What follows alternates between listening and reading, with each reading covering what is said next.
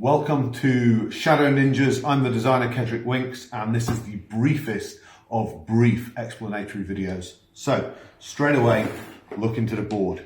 This is a hidden movement game where one player plays these two guards and the other players take on the role of ninjas. Okay, to orientate you to the game, these 4 koi carp are incredibly valuable. Unfortunately for them, they are also incredibly delicious. So, the shogun who owns this mansion has put his 2 best samurai guard dogs on the case of guarding them. How do we play the game? At the start of the game, the ninja player or players you'll see are given several of these decoy tokens. They have a shadowy cat on both sides and a ninja token. They have a coloured ninja cat on one side and a shadowy cat on the other side. It is worth noting, a 5-player game would look like this. 1 player playing the guards, 1 player playing that, blue ninja, pink ninja, orange ninja, and green ninja. In a 2-player game, 1 player would play the guards and the other player would play all 4 ninjas. A 3-player game, 1 player plays the guards and then 1 player plays 2 ninjas, the other player plays the other 2 ninjas. Brilliant. So, for setup, the ninja players in secret take their ninja and a bunch of the decoy counters and place them on this grey path here outside of the garden. Now, for demonstrative purposes, you can see I've got 4 nice clean groups, but in reality, the setup would look much more haphazard. It is important to note the ninja players have not told each other which counter hides their ninjas. Here's blue ninja, I know that. And they've also made sure to absolutely remember it. So, beginning play with the guards turn. The guards may start on any of the 4 koi carp squares and the guards player rolls both dice. In this case, they move 1 of their guards 1 space and 1 of their guards 6 spaces. They cannot move diagonally, they cannot move through walls, and they cannot combine the totals. Then it is the ninja player's turn, and the ninjas, in turn, working clockwise around the table.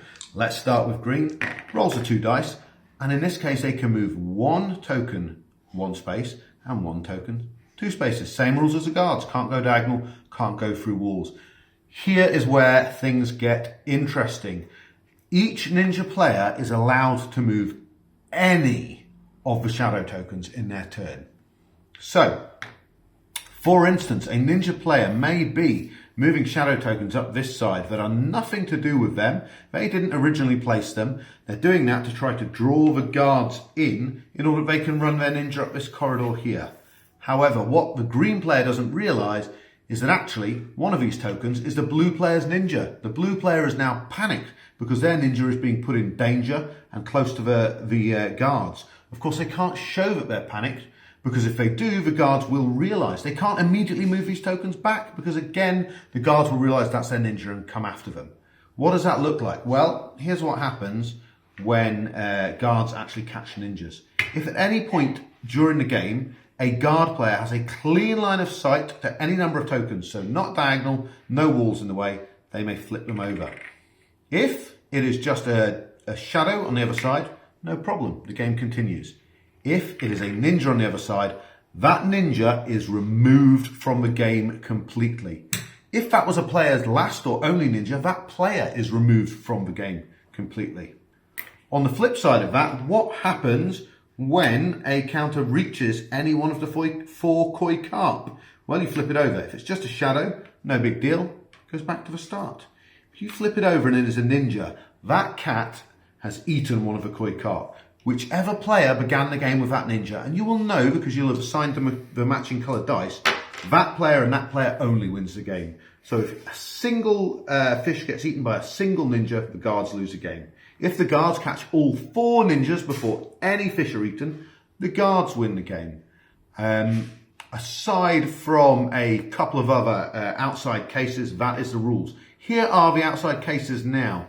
When you move in this game, in order to move past another piece, you move like this. 1, 2, 3, 4. The pieces switch places. This is great for the ninja players because they can confuse the guards, like the game with the ball beneath the cups.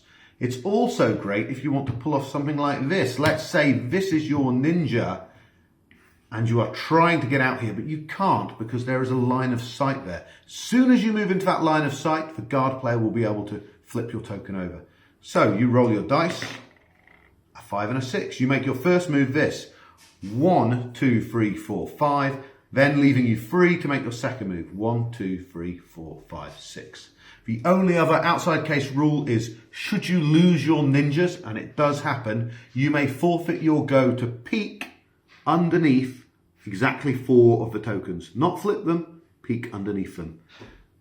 That is how you play Shadow Ninjas in a nutshell. It plays from 2 to 5 players, and it plays in between 15 to 25 minutes, depending on how aggressively you play. Thanks for watching.